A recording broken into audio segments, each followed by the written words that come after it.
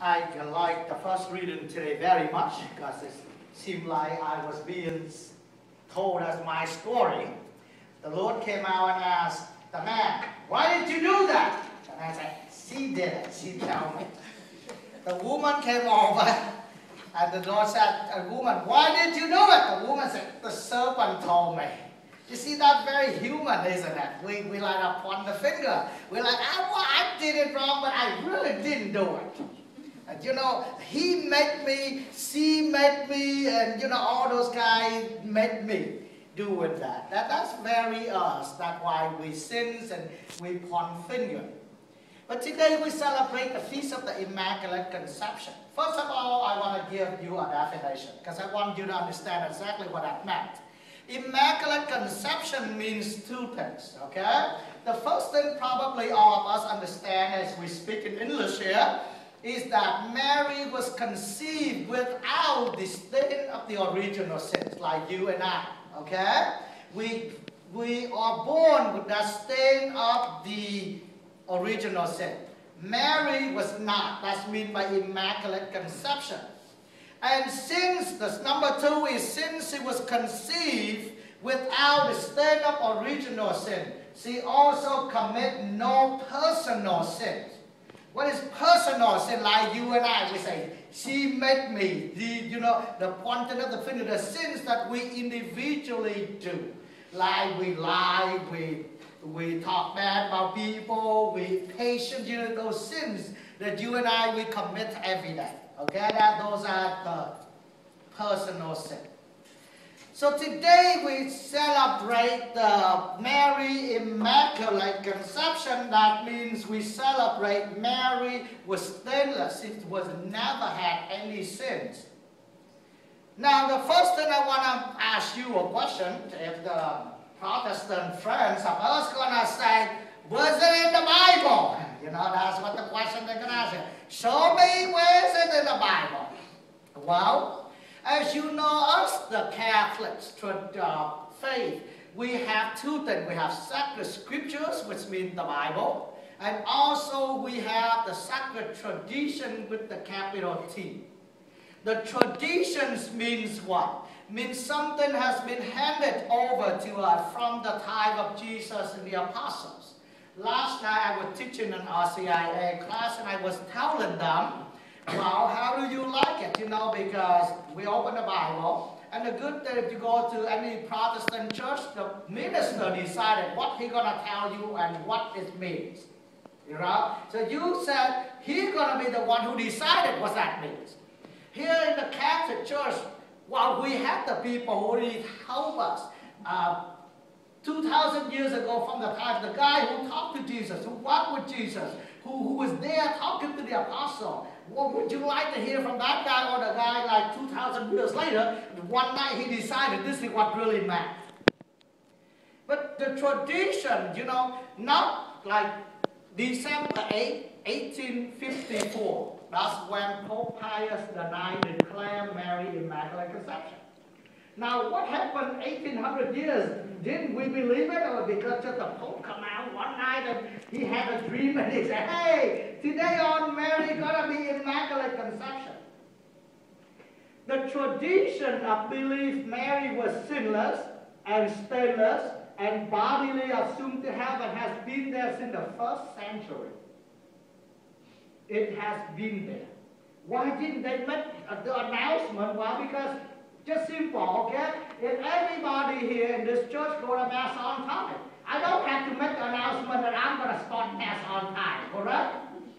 But then people begin to show up late for Mass, and I'm going to say, hey, my name is Father Martino, and I'm the pastor here. From now on, I'm going to start Mass on time. What does that mean? It means that because someone has begun neglecting and forgetting about Mass start on time.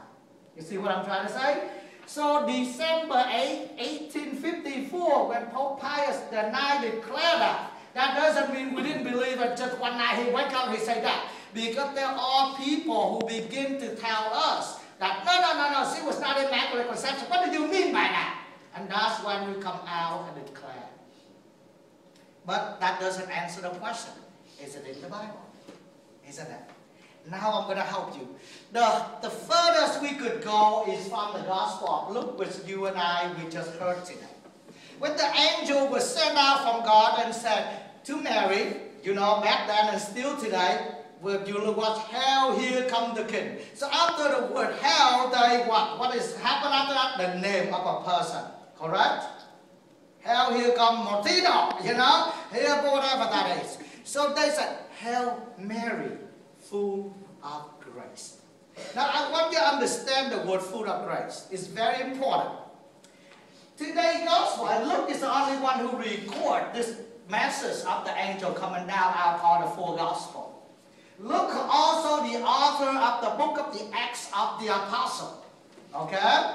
And if you listen and you use the word right in Hebrew, the way Luke, how he wrote the word, this hail of grace he used twice today for Mary, and in chapter 6 for Stephen, remember the first martyr, the deacon, the first one being killed? In chapter 6 of the Acts of the Apostle, in English translation, also called Peter, full of grace. But the two words that Luke used are totally different words. It's not the same word. Even in the English word we translate as full of grace. The word that Luke used in today's Gospel of Luke talk about Mary. He used the verb in the what they call the passive. How do I say that? Past participle. I'll get into my grammatical English here. The past perfect continuous. You know, like I have been doing. You see what I'm trying to say? It means that this immaculate, this full of grace, not just a moment of the angel greeting, but it has been there, it is now, and it ever shall be. You see what I'm trying to say here? I'm trying to explain for you. Now, when you get to my summer, when I teach the Catholic apologetic class, you understand. But that's what the word that he used today into the gospel. Why the word full of grace? Okay? It's something I call the past.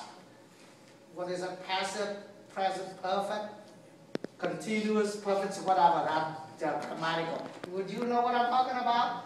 You know? Oh my God, you're in trouble now. You see, so the verb that he used is mean yesterday was full of grace. Basically, if you like mathematics, it's called from infinity to infinity.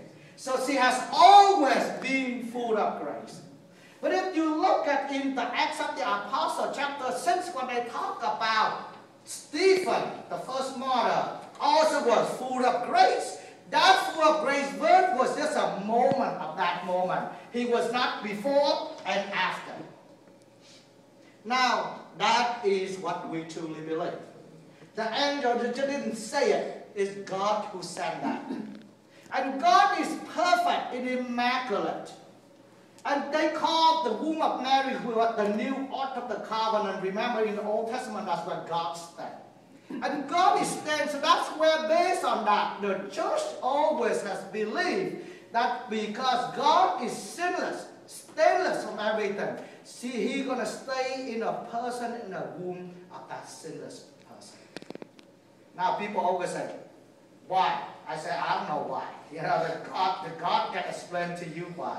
But anything is impossible with God. But He said it tonight, right? At the end of the gospel. Elizabeth, your friend, who's now 80 years old, is 6 months pregnant. Mary gonna fall off and die. You know, are you serious? But nothing is impossible with God. I want you also to bring you another thing. That for the feast today.